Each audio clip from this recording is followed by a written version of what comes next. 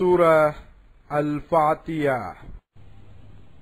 அளவற்ற அருளாளனும் நிகரற்ற அன்புடையோனுமாகிய அல்லாஹுவின் திருப்பெயரால் துவங்குகின்றேன்.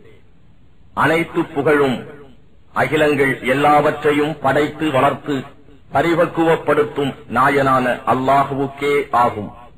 அவன் அளவற்ற அருளாளன், நிகரற்ற அன்புடையோன்.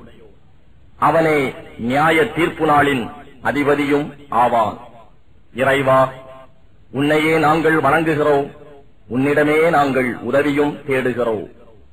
நீ எங்களை நேர்வழியில் நடத்துவாயாக. அது நீ எவர்களுக்கு அருள் புரிந்தாயோ அவ்வழி. அது உன் கோபத்துக்கு ஆளானோர் வழியும் அல்ல, நெறி தவறியோர் வழியும் அல்ல.